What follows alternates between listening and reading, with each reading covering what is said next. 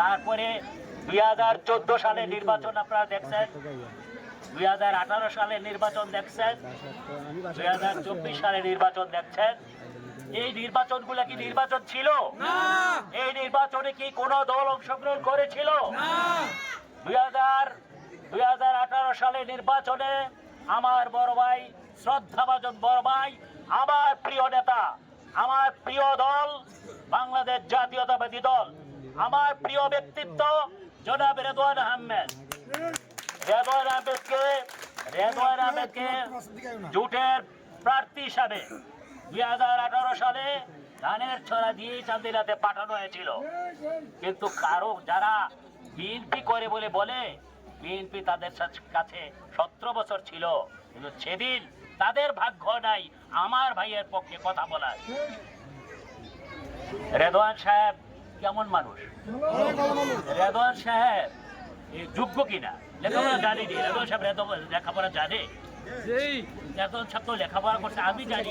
Dhaka university থেকে LLB honours plus masters, ব্যক্তিগত জীবনে উনি একজন ডক্টরেট ডিগ্রিধারী। এমন একটা নেতা আমার জীবনে প্রথম লোক, আমার যৌবনে আমি পেয়েছিলাম ওনাকে। আর আজকে এত বছর রাজনীতি করার মধ্য দিয়ে আমরা চান্দিনার কি করেছে, আমার ছোট ভাইয়েরা বড় ভাইয়েরা সবাই তো চান্দিনা কি করছে বয়, এত কথা তো আর আমার বলার দরকার নেই। আগামী দিনের রাজনীতিতে আমাদের যদি কিছু করতে হয়, এই যে বিগত দিনগুলোতে বিদ্যুৎ চলেই গেছে, সামনের দিনে 75 বছর বয়সী একজন যুবক রেদওয়ান সাহেবের হাঁটা চলা কথাবার্তা দয়েন ধারণা কি একজন বৃদ্ধ মানুষের মতো মনে হয়? সে কি আমাদের জন্য কিছু করতে পারবে?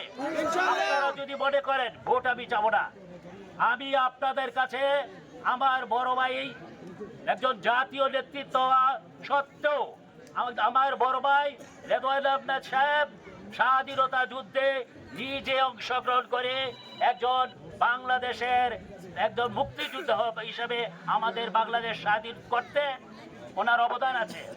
আমি আপনাদের কাছে, যদি আপনারা মনে করেন আপনাদের মাঝে আমাদের আরো 3-4 জন ক্যান্ডিডেট আছে, আপনারা যদি মনে করেন রেদওয়ান সাহেব সবার চেয়ে যোগ্য, আপনারা যদি মনে করেন রেদওয়ান সাহেবকে দিয়েই আমাদের পরবর্তী কাজগুলো সম্পাদন করতে হবে, তাহলে আপনারা রেদওয়ান সাহেবকে ভোট দিবেন।